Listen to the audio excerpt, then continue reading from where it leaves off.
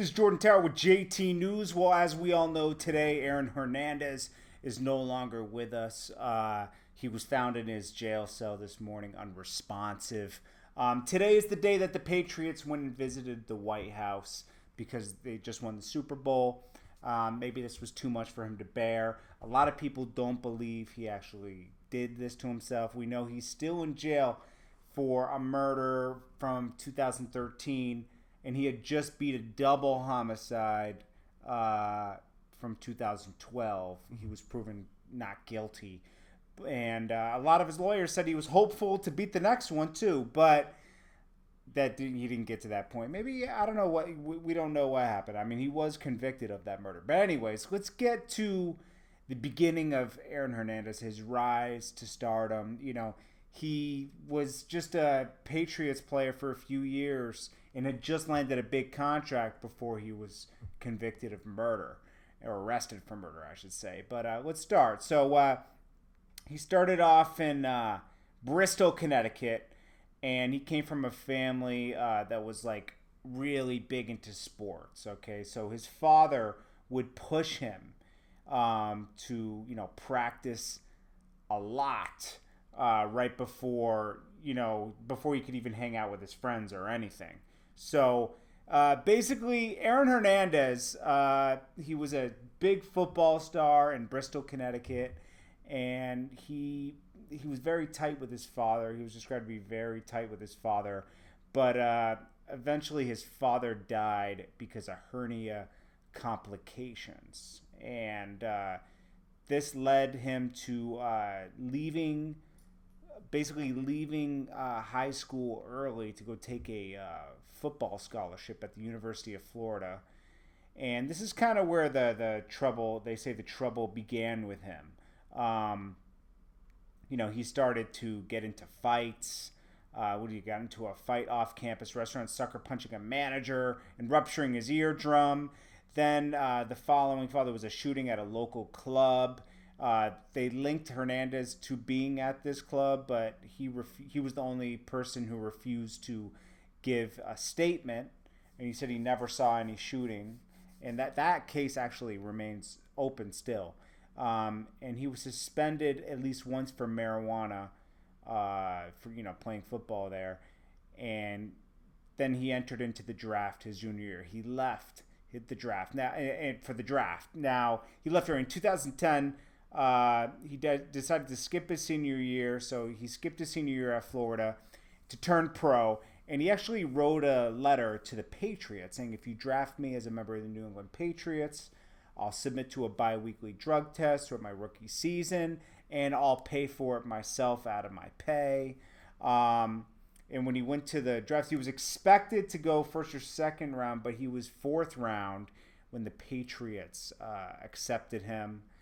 And by the end of his second season, he landed a $40 million contract, extending him playing a key role in the Patriots. Then in 2013, less than a year after signing his new, like, very lucrative deal, he was arrested and charged with Lloyd's murder. Now, let's talk about this murder that he was charged for. Okay, so this guy Lloyd was they were friends, okay, and he was a semi-pro football player for the Boston Bandits, and they were good friends. And what linked them was that Lloyd was dating Shaneah Jenkins, and Shaneah Jenkins was the sister of Shaneah, who was engaged to Hernandez. And this woman is actually, they have a daughter together, Hernandez and this woman. The prosecutors say that Lloyd was basically found dead by a jogger one morning in an industrial park, not far from where Hernandez lived, okay? But the last time he was seen was, it's crazy, was at 2:30 a.m. with Hernandez. I guess it was like some surveillance footage on Hernandez's house that documented this, which is really stupid. Him leaving around 2:30 a.m. with Lloyd and two other people, Ortiz and Wallace. in a rented silver Altima. I don't know why he was in a rented silver Altima, but the surveillance video from the security cameras at an industrial park showed the Altima headed towards a secluded area at 3:22. And at the same time, text messages from Lloyd's phone were sent to his sister telling him, with NFL, just so you know. Then between 3:23 and 3:27 a.m., workers nearby reported hearing gunshots. At 3:29, a camera showed the Altima pulling into Hernandez's driveway about a half a mile from the death scene. I mean, unless someone carefully orchestrated to set this guy up, I mean, this is why he was convicted. So he was convicted to a life sentence. And his friends Ortiz and Wallace were also charged, but Wallace was acquitted, and Ortiz took a plea deal, was dropped the murder charge. Now, in 2015, Hernandez was found guilty of first-degree murder, along with several other charges. He was sentenced to life in prison without parole. After the trial, Bristol District Attorney said many devastated supporters and onlookers had been feeling for years Hernandez had squandered an opportunity for greatness. So, also he was charged with some other double murder in a 2012 drive-by shooting that took the lives of two men at a Boston nightclub. But he was acquitted of both those murders just recently.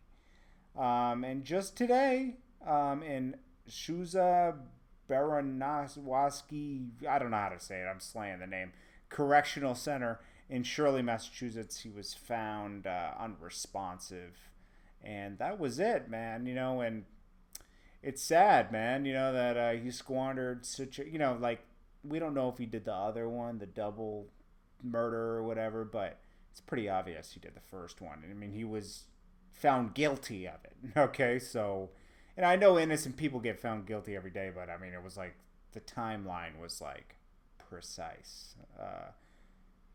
And, but something must have been going on. I don't know what happened, but anyways, I don't know whether to feel bad or not. It's just kind of shocking that, you could make it to that level and still be so angry that you're so violent still. But anyways, this is it. This is Aaron Hernandez here. He's not with us anymore. But hey, and they're saying that they don't believe he did take his own life. But I mean, maybe he just couldn't deal with it anymore. I don't know. But anyways, make sure you subscribe, like, and comment. I appreciate you guys, and I'll check you on the next video.